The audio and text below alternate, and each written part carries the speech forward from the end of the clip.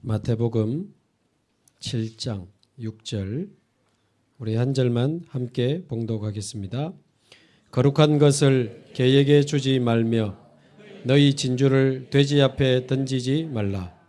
그들이 그것을 발로 밟고 돌이켜 너희를 찢어 상하게 할까 염려하라. 아멘.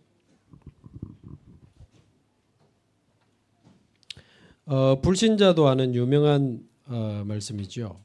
사복음서 중에 마태복음에만 있습니다만은 돼지에게 진주를 주지 마라. 이런 이야기는 불신자들도 많이 알고 있습니다.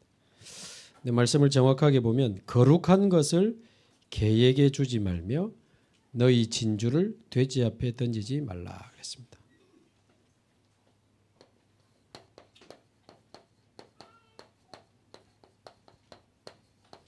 거룩한 것을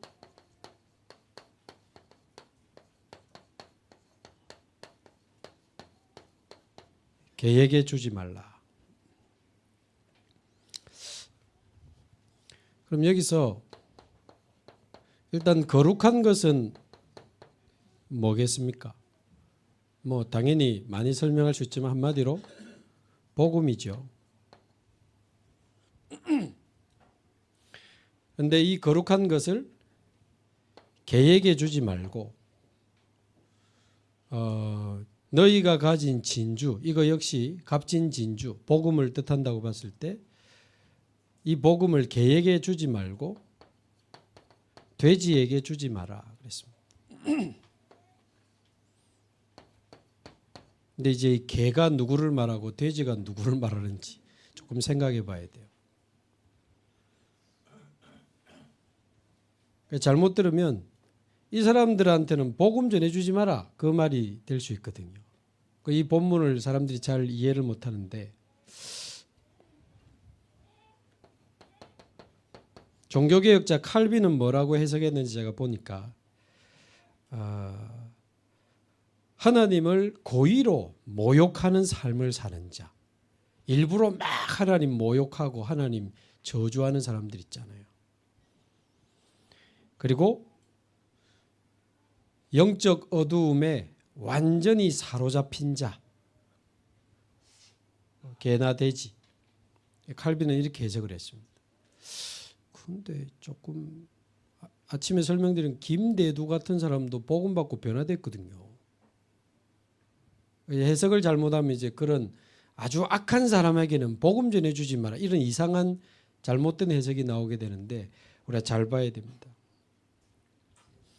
그러면 하나님을 모욕하고 예수 믿는 자를 핍박하는 사람들에게 복음 전하다가 죽은 스데반은 뭐 잘못 죽은 겁니까? 뭐 많지만 고의로 예수 믿는 사람들을 잡아가고 핍박했던 바울 핍박자였잖아요.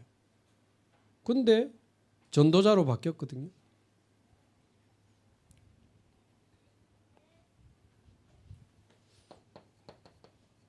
그럼 이 바울은 이제 요즘 뭐 개가 조금 뭐 이렇게 폄하되지 않고 그냥 가족처럼 지내는 사람도 있던데 저희 집에도 한 분 살고 계십니다만은 뭐 보통 아저씨들 개 데리고 오면 나 집 나갈 거다 그러다가도 개 들어오면은 얼마 만에 뭐 자기가 더 좋아하고 뭐 그런다 하더라고요. 저는 지금 7년째 변함이 없습니다. 7년 맞나? 저는 조금도 개에게 마음이 없습니다. 사람 사랑하기도 시간이 아까운데 무슨 지금 제가 개를 사랑하고. 여기 보면 빌립보서 3장 2절에 개들을 삼가하고 그런 말이 있습니다. 복음을 반대하고 복음을 대적하는 그런 사람들을 보고 율법을 가지고 복음을 약화시키고 그런 사람들에 대해서 개들을 삼가하고 개라고 불렀어요. 행악하는 자들을 삼가하고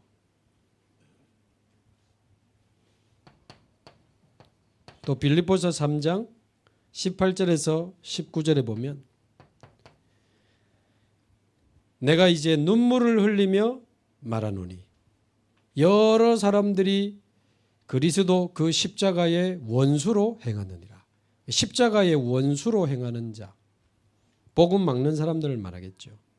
그들의 마침은 멸망이요 그들의 신은 배요 그 영광은 그들의 부끄러움에 있고 그들은 땅의 일을 생각하는 자다. 그런 표현이 있고요. 디도서 3장 10절에 보면 이단에 대해서 전도할 때 어떻게 해야 되는지 나옵니다. 짧지만 정확하게 나오죠. 이단에 속한 사람은 한두 번 훈계한 후에 안 믿거든 멀리해라. 이렇게 되어 있습니다. 그런 사람들에게 너무 억지로 무리하게 이렇게 하려고 하지 말. 한두 번 해보고 안 되면 멀리해라. 일부러 막 변론하려고 내가 이길 수 있다 이래가지고 막 말싸움 해보려고 그럴 필요 없습니다. 우리가 말을 잘해준다고 그 사람 믿어지는 게 아니니까요. 그래서 이런 조금 이야기들이 있는데 자칫하면 악한 사람, 핍박하는 사람 이런 사람들한테는 복음 전해주지 마라. 이렇게 이 본문을 해석할 수 있는데 그 말이 아닙니다. 아까 말한 것처럼 살인자도 이렇게 하나님은 구원하시고 간음한 여인도 용서하시고 핍박자 바울을 하나님 직접 부르셨는데 저 사람은 안 전해줘도 돼.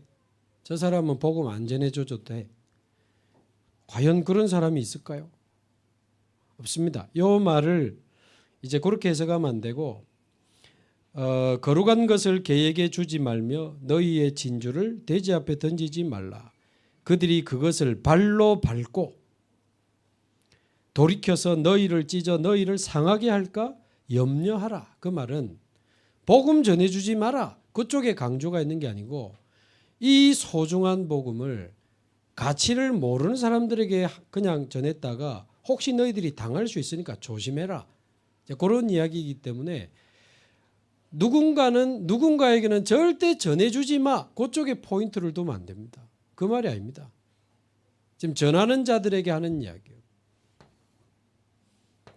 그래서 하나님이 우리에게 주신 복음은 세상이 알 수 없는, 세상이 줄 수 없는 구별된 거룩한 복음이죠. 하나님은 우리에게 거룩한 복음을 주셨습니다. 또 진주 그랬는데 마태복음 13장 45절에서 46절에 보면 천국은 마치 좋은 진주를 구하는 장사와 같다. 이 좋은 진주를 찾아 막 돌아다니는데 극히 값진 진주 하나를 발견한 사람이 가서 자기 소유를 다 팔아서 그 진주를 사니라. 값진 진주에 대한 이야기를 하셨습니다.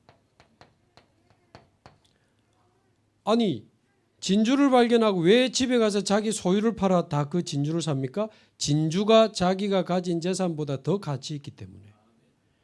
이 값진 진주를 발견한 사람이 자신의 모든 걸 팔아 그 진주를 샀다. 이거는 복음을 이야기하는 거예요. 내 생명을 다 드려도 아깝지 않을 우리는 가치 있고 귀중한 복음을 우리는 받았습니다. 오전에 말씀드린 것처럼 왜 어느 날 성공한 사람이 정신문제가 오고 왜 어느 날 성공한 연예인이 마약을 하다가 잡히고 왜 저렇게 돈이 많은 사람들이 어느 날 자살을 하지? 우리는 답을 가지고 있습니다. 모든 사람이 세 가지 운명에 지금 빠져 있는 겁니다.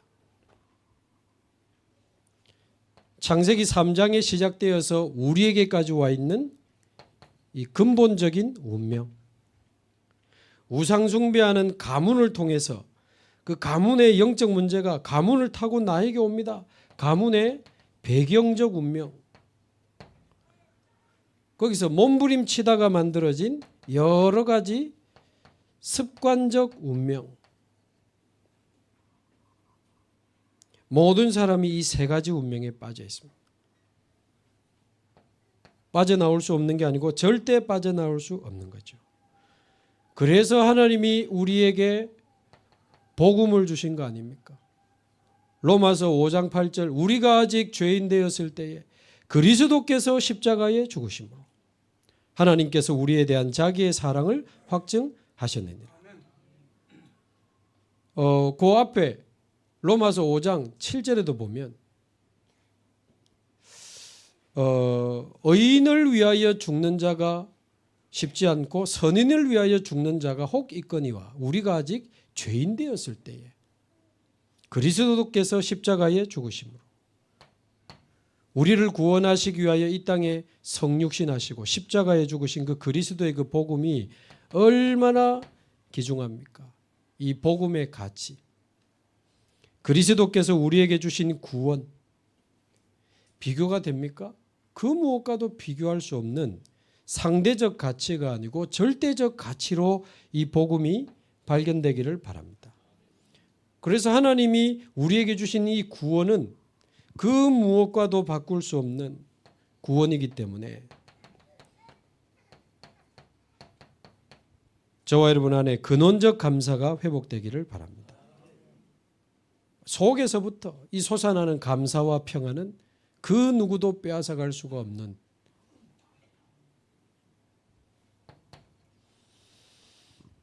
그래서 오전에도 말씀드린 것처럼 뭐 조금 예수 믿고 착하게 살자 그게 아닙니다.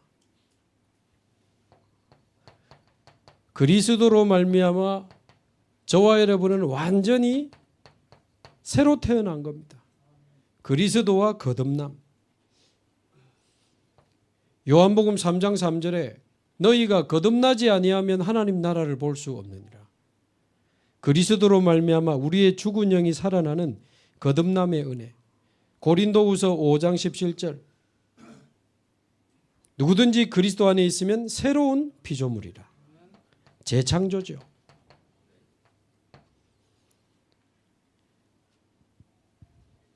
이제 이 그리스도가 내 안에 주인으로 오시고 왕으로 오시면 보좌가 따라 임하고 하나님 나라가 우리 안에 만들어지는 겁니다. 그 순간에 눈에 안 보이는 세상 임금, 가짜 임금은 쫓겨나고 내 안에 사단의 나라는 무너지고 내 안에 하나님 나라가 만들어지는 거죠. 하나님 나라와 그 나라의 일.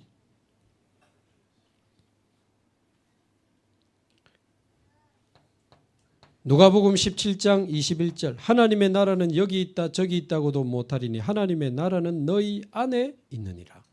우리 안에 하나님 나라. 마태복음 12장 28절 내가 성령을 힘입어 귀신을 쫓아내는 것이면 하나님의 나라가 너희에게 임하였느니라. 성령의 역사로 흑암이 떠나가고 하나님 나라 임하는 이 복음의 가치입니다. 그러면서 이제 저와 여러분이 성령 충만 받으면 땅끝까지 내 증인이 되리라. 성령 충만과 증인.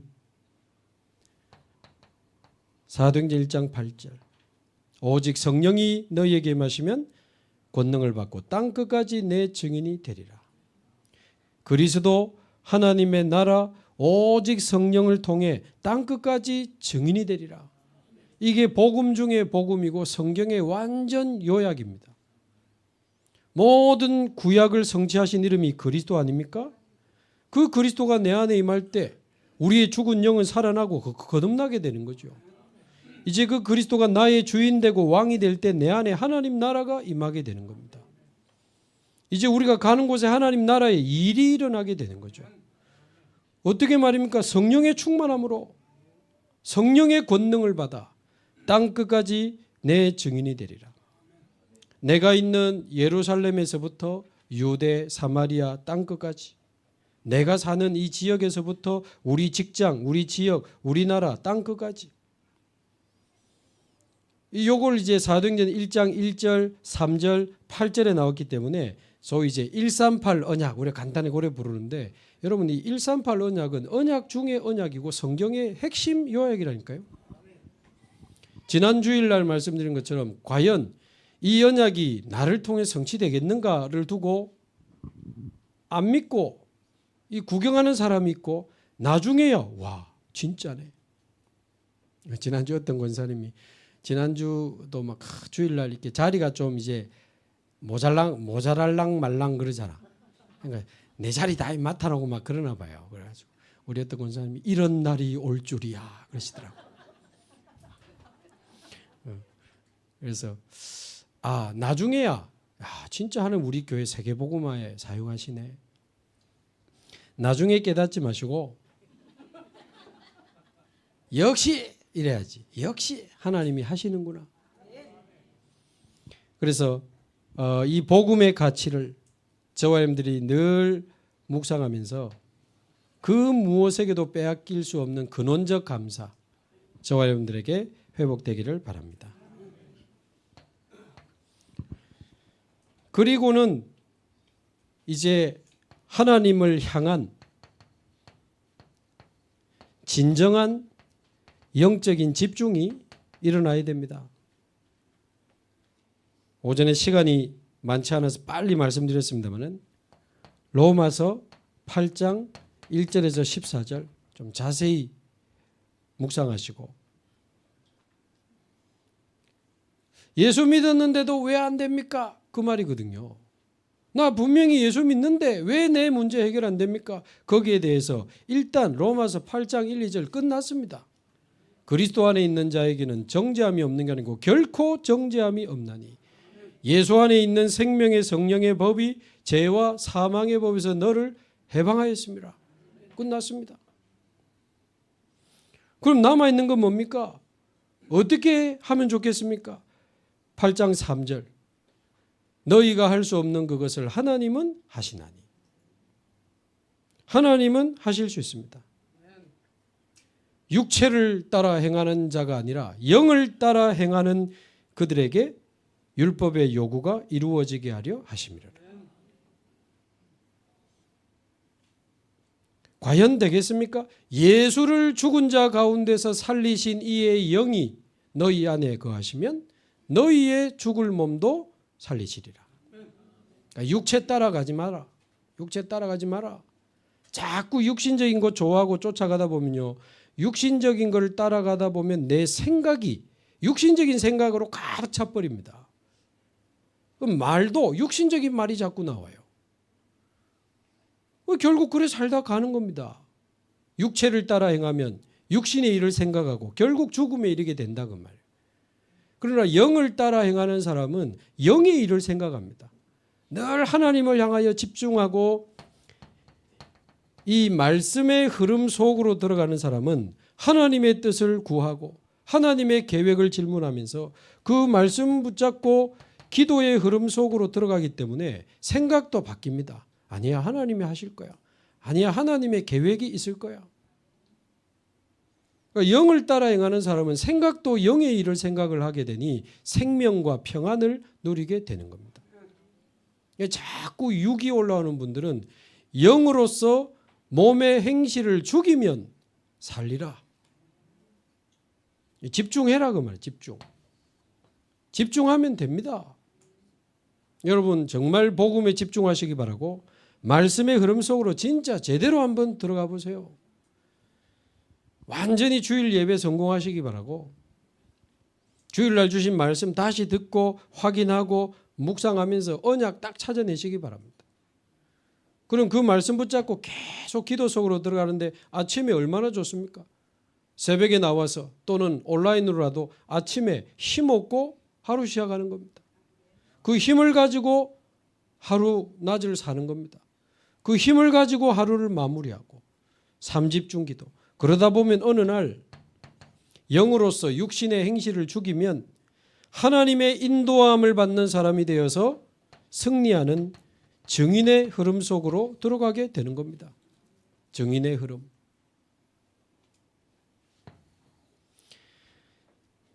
그렇게 되면 어느 날 나도 모르는 사이에 하늘 보호자가 내 안에 임하는 보호자의 망대가 내 안에 턱 만들어지고 보호자의 힘을 가지고 길을 가는 보호자의 여정이 우리에게 턱 만들어지고 우리가 가는 길에 보호자의 이정표가 세워지는 이게 말하자면 이제 거룩한 복음, 하나님이 우리에게 주신 복음, 세상 그 무엇과도 바꿀 수 없고 내 전 재산을 팔아서라도 소유해야 할 갑진진주와 같은 복음이다.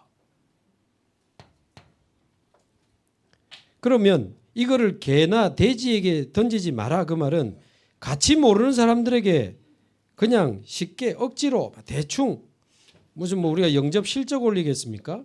영접했다. 오늘 몇 명 했다. 아싸. 뭐 그런 거 중요한 거 아니다. 이 거룩한 복음을 가지고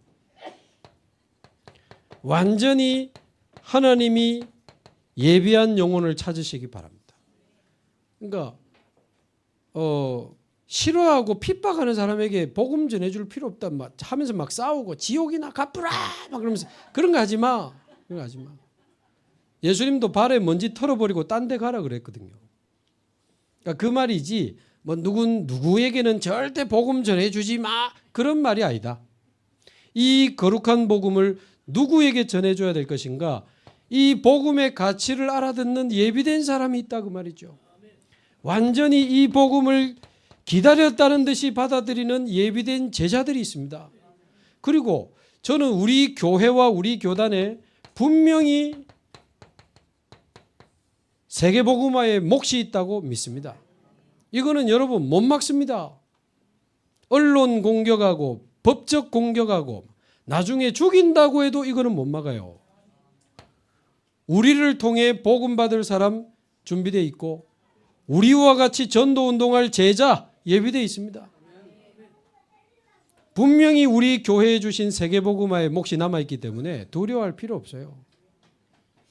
자, 뭐 얼마 전에도 어느 교회 가서 뭐 메시지를 했더니 뭐 또 반대하는 팀들이 뭐 올렸나 본데 저는 신경도 안 씁니다. 그 사람들은 계속 그런 거 하다가 가는 거고 우리는 복음 전하다가 가는 거고 거기에 지금 에너지를 쏟을 시간이 없어요. 복음 못 듣는 사람이 얼마나 많은데.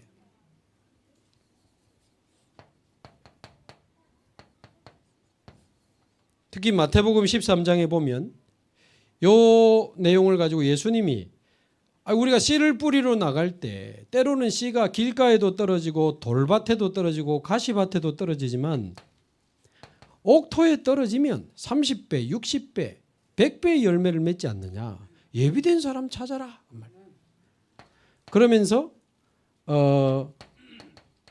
마태복음 13장에 보면 감추인 보화 이야기도 하셨죠. 그 당시 이스라엘은 뭐 애굽이나 블레셋, 아수르, 아람, 바벨론 워낙 주위 강대국에 의해서 포로로 잡혀갔다가 또 풀려났다 이러다 보니까 이 전쟁이 워낙 많았기 때문에 이스라엘에 보화를 자기 밭에 묻어놓고 이제 전쟁을 나갔다 온다든지 근데 나갔다 못 오는 경우가 생기기도 하고요. 밭에다가 보화를 숨겨놓고 노예로 그냥 끌려가버리는 경우도 있었기 때문에 실제로 이 당시 이스라엘에는 땅에 감추인 보화들이 많았다고 합니다. 근데 주인이 누군지를 몰라. 주인 모르는 보화가 밭에 많았기 때문에 어떤 사람이 이제 밭에 일을 하러 갔다가 막 땅을 이제 일구는데 뭐 딱딱해서 열어보니까 보화가 있는 거예요. 근데 주인 몰래 살짝 일어서 보니까 어마어마한 보화가 있는 거야. 그래가지고 이 사람이 살짝 덮어놓고는 가가지고 자기 집에 가서 전 재산을 팔아가지고 그 밭 주인에게 그 밭을 산다. 그 이야기를 하셔 예수님이. 왜 전 재산을 팔아서 그 밭을 삽니까? 그 밭에 내 전 재산보다 더 가치 있는 보화가 있기 때문에. 그 이야기를 하시는데 이 감추인 보화는 역시 복음을 뜻하기도 하지만 현장에 예비된 제자를 뜻하기도 합니다. 전도하다가 예비된 제자 만나면요. 그거만큼 흥분되고 설레이는 게 없습니다. 야, 어떻게 이런 사람이 있을까? 뭐 그 나라도 뭐 핍박이 심하다니까 제가 국가 이름은 말할 수 없지만 어떤 불교 나라에 이 사람이 군인이면서 목사예요. 그래가지고 아주 높은 산에 군부대가 있는데 아이들에게 복음을 전하고 많은 사람이 복음을 수백 명의 성도들과 렘넌트들을 키우고 있어요. 우리 멤버요. 그런데 이 사람이 제가 이제 어느 나라에 훈련을 간다는 것을 연락받고는 훈련을 받으러 오셨는데 5일을 걸려가지고 오셨다. 산이 너무 높아. 뭐 우리 뭐 금정산 이런 거 아니고 뭐 히말라야 이런 쪽이지 그런 쪽이거든. 내려오는데 이틀 중간에 자고 막 오다가 막 좀 헛디다가 다치기도 했더라 이번에. 또 버스 타고 한 이틀 오고 비행기 타고 이제 5일을 걸려서 온 거예요. 그래가지고 일주일 동안 제가 가는 지역 같이 다니면서 같이 훈련을 받고 가셨는데 사람 너무 괜찮더라고. 이 군인이 특수부대 군인이에요. 그러면서도 목사라. 국가 이름을 말할 수는 없지만 그분 통해서 그 나라 왕의 딸 공주 얼마 전에 우리 한국에 지금 몇 달 한 달에 훈련받고 갔죠. 그런 제자들이 있어요. 그러면서 아까도 읽었던 갑진진주 이것도 복음을 뜻하지만 제자를 뜻하기도 합니다. 진짜 제자 발견하면요 전부 다 주고 싶죠. 우리가 전도 운동하다가 어떤 나라에 제자를 발견했다. 내 전 재산을 팔아서라도 그 제자를 우리는 찾아갑니다. 이제 그런 의미입니다. 그래서 너무 힘들게 고생하지 마시고 이 가치 있는 거룩한 복음을 아무 때나 막 돌리지 마시고 완전히 예비된 사람, 예비된 제자, 예비된 현장에 이 복음이 저와 여러분을 통해 증거되기를 바랍니다. 어떻게 말입니까? 사도행전 3장 1절에서 10절 예루살렘 성전 미문 앞에 앉은 안진뱅이. 이 성전 미문 앞에 앉은 안진뱅이가 성경을 자세히 보면 날 때부터 못 걷는 자라. 뭐지요? 근본적 운명. 날 때부터 못 걷는 자기 잘못이 아니요. 근본적 운명에 잡혀있는. 거기다가 이 이스라엘은 종교와 우상이 가득한 나라. 배경적 운명. 뭘 선택했습니까? 얻어먹는 걸 선택해가지고 날마다 성전 앞에 구걸하는 자라. 늘 거지로 사는 그게 습관적 운명. 자세히 보면요. 성전 미문 앞에 앉았다 그 말은 모든 이스라엘 사람들이 성전을 들어가거든요. 제사장도 들어가고 서기관, 바리새인 다 들어갑니다. 그 말은 모든 사람이 알지만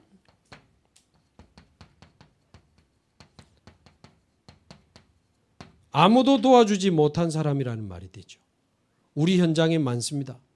모든 사람이 알지만 아무도 도와주지 못한 사람. 특히 누가 못 도와줬죠? 제사장, 서기관, 바리새인이 못 도와줬다는 말은 율법으로 고치지 못한 사람, 종교로 고쳐주지 못한 사람이 예수 그리스도의 이름으로 일어나 버린 겁니다. 그 말은 복음의 유일성을 증명하는 역사가 일어나 버린 거예요. 우리나라 의사들이 도와주지 못하는, 우리나라 과학자들이 도와주지 못하는, 우리나라의 교사, 복지 전문가들이 도저히 해결하지 못하는. 왜 그렇습니까? 운명이니까. 종교로는 운명을 바꿀 수가 없습니다.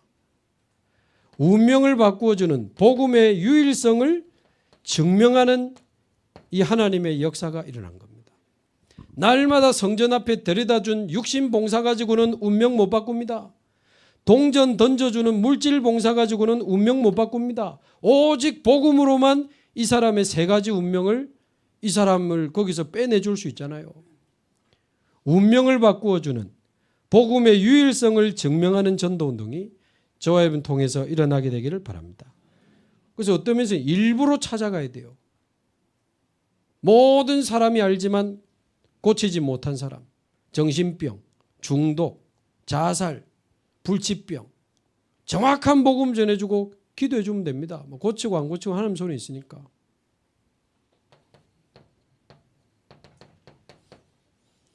두 번째 사도행전 8장 4절에서 8절에 보면 이 평신도 집사 빌립이 사마리아라고 하는 땅에 일부러 들어갑니다. 원래 사마리아는 더럽다고 생각하면서 유대인들이 안 들어가는 땅입니다. 일부러 돌아가는 땅입니다. 무슨 땅이지요? 버려진 땅입니다. 아수르에 포로돼 갔을 때 외국인을 혼혈 정책으로 외국인과 결혼해서 혼혈아들이 많이 사는 상처의 땅입니다. 복음의 눈으로 이 땅을 보면 더러운 땅이 아니고 상처의 땅이요, 복음이 필요한 땅이요.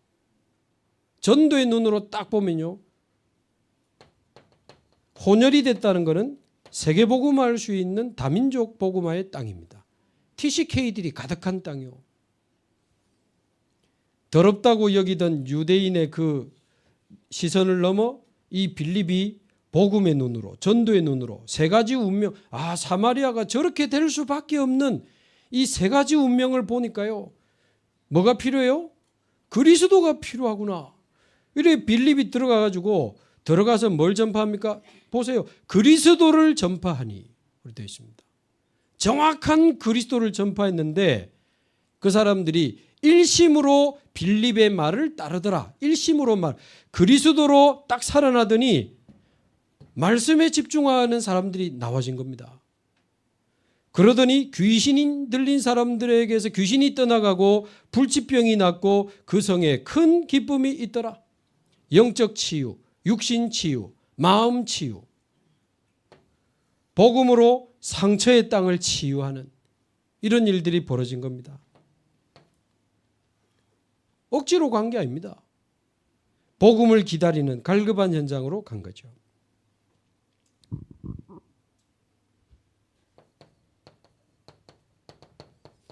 사도행전 13장 48절에 보면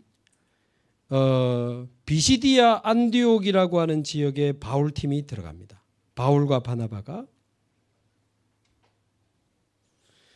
그런데 바울이 메시지를 전하니까 유대인들은 비방하고 반박하고 이제 이 바울팀을 공격하기 시작하는데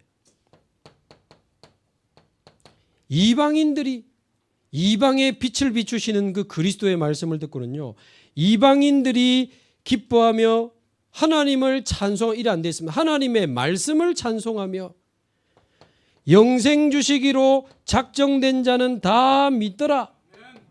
이게 그때 나온 말이에요. 유대인들은 복음을 거부하는데 이방인들이 복음을 받고 말씀을 기뻐하면서 이방인 중에 예비된 자가 막 돌아온 겁니다. 주로 핍박은 교회에서 하거든요. 하나님의 사인입니다. 불신자 전도 운동하라고. 교회에서 공격을 할 때 우리는 불신자 전도 운동으로 방향을 잡아야 돼요. 아무도 안 가는, 아무도 도와주지 못하는 노바디의 현장, 나띵의 현장으로 우리는 가야 됩니다. 핍박하는 사람들은 그쪽에 관심도 없을 거니까 괜찮아요. 완전히 정신병과 중독으로 무너진 사람들은 그 사람 관심 없어. 우리는 가야 됩니다. 가야 돼요. 네 번째, 사도행전 14장 19절에서 26절에 보면 여기는 루스드라죠. 이 루스드라에는 유대인들이 이제 막 악이 받쳐가지고 무리를 막 충동해가지고 돌로 바울을 쳐서 죽은 줄로 알고 성 밖에 버리니라 그래 돼 있어요. 돌로 쳐서 바울을 죽여버린 겁니다. 그리고는 그냥 버려버린 거예요. 근데 거기 보면 제자들이 도망간 게 아니고 제자들이 그 죽은 바울을 둘러서서 기도하고 있는데 하나님 바울을 살려주신 겁니다. 바울이 일어났는데 웬일입니까? 돌에 한 맞아 보셨어요? 엄청 아플 건데 바로 그 성에 들어가 제자들을 확립하는 내용이 나옵니다. 이 루스드라의 제자들, 무슨 말입니까? 핍박 중에 예비된 이 나라의 제자들이 있습니다. 전에도 말씀드렸지만 바다 위에 갈매기가 있다? 그 밑에는 고기가 있다는 거고, 바다 위에 갈매기 떼가 있다는 것은 그 밑에 고기 떼가 있다는 겁니다. 사단이 역사한다는 것은 굉장한 하나님의 응답이 준비되어 있기 때문에 사단이 공격하는 거고, 사단이 발악한다는 것은 생명 건 제자가 준비되어 있기 때문에 발악하는 줄로 아시면 됩니다. 나중에 이 루스드라에서 바울의 수제자 디모데가 여기서 나옵니다. 왜일까요? 여러분 지금 중국 이런 데는 지금 굉장한 핍박이 일어나고 있습니다. 그런데 뭐 보안상 밝힐 수 없지만 지금 생명건 목사님과 중직자들이 일어나서 자기 집을 오픈해서 지교회하고 아파트를 사가지고 랩런트 키우고 그래 하거든요. 핍박 중에 예비된 제자들이 있습니다. 우리 기도하는 지금 방글라데시도 모슬렘 국가입니다. 그 제대로 이 해버리면요 다 잡혀갑니다. 그 밑에 그 전도사님 부목사님 잡혀가가지고 한 적도 없는데 사형제 뒤집어 씌워가지고 사형 그 시킨다 했다 안 합니까? 살인죄 뒤집어 씌워가지고 살인죄. 근데 하나님 지금 역사에 빼내주셨거든요. 지금 제가 지금 2번을 갔다 왔는데 거기 RUTC에는 성도들하고 렘넌트들이 모여 있는데 보니까 모인 사람보다 밖에 안 모이고 말씀 받고 있는 사람들이 더 많아요. 근데 왜 안 오냐 하니까 오면 그 사람들도 위험하고 이 교회도 위험해진대요. 저 자꾸 모이네. 바로 근처에도 그 모슬렘 기도처가 있더라고. 그러니까 저 테러를 할 수도 있는 거고. 저기 갔다고 그 사람의 가정을 여러분 완전 그 종교와 정치 일치 사회이기 때문에 저기서 고립돼 버리면 사실상 그 완전 사회에서 고립되고 애들도 학교도 못 가고 직장 생활도 완전히 지금 차단되는. 그래가지고 이 살람 목사님이 전략을 자기는 그랬잖대. 오지 마라 교회. 내가 와서 다락방 할 테니까. 그리고 교회 안 모이고 집에서 다락방하는 성도들이 더 많아요 보니까. 근데 제가 지난번에 갔는데 주일 예배를 금요일 날 거긴 하거든요. 왜? 이슬람교는 안식일을 지키니까. 그때 쉬어. 일요일은 오히려 이 집에서만 하던 분들이 온 거요. 예배를 드린다고. 한국에서 목사님 왔다고. 예배 중간에 자꾸 사람들이 오더라고. 전 누구지 했는데 알고 보면 그 사람들이래요. 여러분 전에도 말씀드렸지만 인도 이런 나라가 생각보다 기독교 핍박이 심합니다. 한 기독교 마을을 이게 집단으로 공격을 했는데 거의 전쟁 수준으로 공격을 했더라고. 그리고 예수 믿는 사람을 길에서 그냥 집단 구타를 해가지고 죽여버리고 제가 그 동영상을 직접 받아서 봤거든요. 예수 믿는다고 엄마와 딸을 둘 다 옷 벗겨가지고 수백 명이 끌고 다니면서 성폭행하고요. 우리 장로님 정도 나이 되는 분을 옷 다 벗겨가지고 뒤로 묶어가지고 계속 몽둥이로 때리는 동영상인데 왜 때리냐 물어보니까 교장 선생님이래요. 학교에서 주기도문 가르쳤다고 복음 전하고 온몸이 막 빨개지다가 막 나중에 피멍이 들더라고. 나중에는 뭐 목사라고 하는데 목을 잘라가지고 마을에 걸어놨더라니까요. 이게 사실이냐 물어보니까 사실이래요. 근데 더 신기하고 놀라운 건 그런데도 이 믿음을 지키고 복음 전하려고 하는 분들이 있으니 있다 그 말입니다. 우리가 어디에 관심을 둬야 되겠습니까?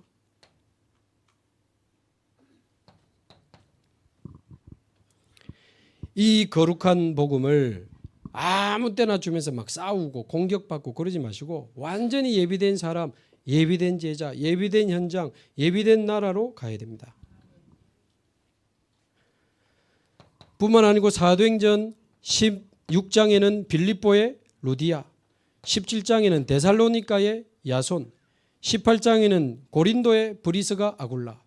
지역 이름이 나오면 제자 이름이 나오고 전도운동 내용이 딱 나옵니다. 그 말은 지역을 책임지는 중직자들이 일어났다 그 말이에요. 단순히 전도하는 제자가 일어난 게 아니고 한 지역을 완전히 책임지는 중직자들이 일어난 겁니다. 그래서 우리 교회는 세계복음화해야 되기 때문에 전 지역에 지금 기도망대를 세워야 되고요. 12군데만 전도지교에 일어나도 1,000망대 금방 열립니다. 단순히 숫자로 계산할 게 아니고 제대로 한 12군데만 전도운동 터져버리면 1,000망대는 금방 열립니다. 그러니까 유 목사님 그런 표현을 하셨어요. 바울이 직접 1,000군데를 다 간 건 아니다. 1,000군데에 영향 줄 수 있는 데를 건드린 거다. 그렇게 표현을 하셨어요. 잘 참고를 하시고 지금 제가 김해도 일주일에 한 번 들어가고 이제 양산도 슬슬 들어가고 있고 이제 최근에 이제 정관도 이제 들어가려고 합니다. 그래서 곳곳에 기도 망대를 세워놓고 전도 운동을 일으켜야 돼요.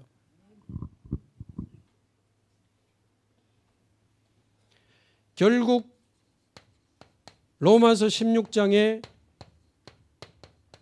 이 30명의 절대 제자들이여 예비되어 있는 거 한번 보세요. 예비되어 있습니다. 그렇게 핍박하는데도 보호자, 동력자, 식주인, 전도자를 위하여 자기의 목이라도 내어 놓았나니, 이런 제자들이 있습니다.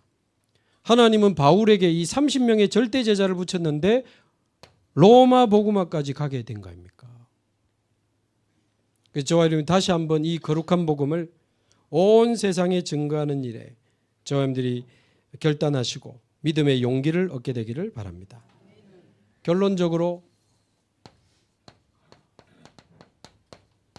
로마서 11장 1절에서 5절에 보면 하나님은 우리에게 복음을 주셨는데 우리 인간은 끊임없이 복음을 놓치지 않았냐? 그리스도를 예언한 선지자들을 너희들이 핍박하지 않은 적이 있느냐? 드디어 그 선지자들이 말하던 그가 오셨는데 그리스도마저 너희들이 죽이지 않았냐? 인간은 끊임없이 이 복음을 놓쳐왔다 그 말이죠. 근데 여기서 그 이야기를, 그러면 하나님이 자기 백성을 버리셨느냐? 결코 그럴 수 없느니라. 엘리야가 다 죽고 나만 남았습니다라고 할 때도 하나님이 7,000명을 남겨두었다고 하지 않았느냐? 그러면서 5절에 지금도 남은 자가 있느니라. 지금도 남은 자가 있느니라. 렘넌트 7명, 초대교회, 바울, 이 다 남은 자거든요. 지금도 남은 자가 있느니라. 저는요, 제가 남은 자라는 게 탁 깨달아지는데, 이야, 너무 영광스러운 거 있죠. 복음 없이 다 무너지는데 남은 자가 있다 그 말이에요. 근데 목사님, 내가 남은 자인지 아닌지 어떻게 합니까? 그런 분이 있던데, 주님이 원하신 남은 자라는 증거는 마태복음 16장 16절에 주는 그리스도시요 딱 고백하니까 이를 네게 알게 하니는 혈육이 아니요 하늘에 계신 내 아버지시니라. 예수가 그리스도로 믿어진다는 것은 하나님이 그 믿음을 주신 겁니다. 그래서 예수가 그리스도로 믿어지는 사람은 남은 자입니다. 그 그리스도를 요한복음 1장 12절 영접했다. 영접하는 자 곧 그 이름을 믿는 자 하나님 자녀가 되는 권세를 주셨는데, 요한복음 1장 13절 이는 혈통으로나 육정으로나 사람의 뜻으로 나지 아니하고 오직 하나님께로부터 난 자들이니라. 예수가 그리스도로 믿어지고 그분을 우리가 영접했다면 여러분은 누가 뭐래도 남은 자입니다. 복음이 사라지신데 우리를 복음 가진 남은 자로 부르신 거. 제가 남은 자고 제 눈에 여러분이 남은 자고 우리가 바로 남은 자입니다. 우리 교회가 남은 자들의 교회라. 원래는 제가 2년 전에 왔을 때 우리 교회 이름을 혹시 바꾸면 남은 자들의 교회, 너무 이단스럽더라고. 꼭 뭐 저것만 구원받았다 뭐 이런 것 같아서 접었습니다. 그리고 또 다른 이름이 이제 그때 한 달 동안 데살로니가 메시지, 우리 교회 이름을 데살로니가 교회로 할까 하니까 우리 할머니들 랄라깍 막 이렇게 혀 꼬일까 봐 제가 또 접었지. 그래, 주원교회 이름 그대로 회복하는 것도 하나님께 영광이다. 이름 바꾸는 게 중요한 게 아니다. 문제 터질 때마다 바꾸면 맨날 바꿔야 되는데, 그래 우리 이름 그대로. 그러나 남은 자들과 함께 우리는 시작해서 또 곳곳에 남은 자들이 모이고, 우리의 마지막 사명은 뭡니까? 하나님이 숨겨놓으신 또 다른 남은 자를 찾는 겁니다. 앞으로 우리 교회는 많은 사람들이 올 거고 많은 제자들이 올 건데, 어떤 사람이 와도 품을 수 있는 그릇을 준비하시기 바라고, 우리가 생각할 때는 요런 사람만 딱 모이면 좋겠고, 그건 내 생각일 수 있습니다. 우리가 다 이해할 수 없는 우리 주원교회를 향한 하나님의 세계복음화를 향한 계획은 어떻게 이루어질지 모릅니다. 일단 분명한 것은 제가 오라고 하는 사람은 아무도 없어요. 일단 오지 마라 합니다. 근데 이제 오게 되는 분들은 하나님의 계획이 있다고 보는데, 우리 주원교회가 이 거룩한 복음을 가지고 예비된 사람, 예비된 제자, 또 우리 주원교회 주신 그 세계복음화의 몫을 끝까지 감당할 수 있기를 바랍니다. 기도하겠습니다. 하나님 감사합니다. 지금도 남은 자가 있느니라. 그 남은 자로 우리를 부르신 하나님 감사합니다.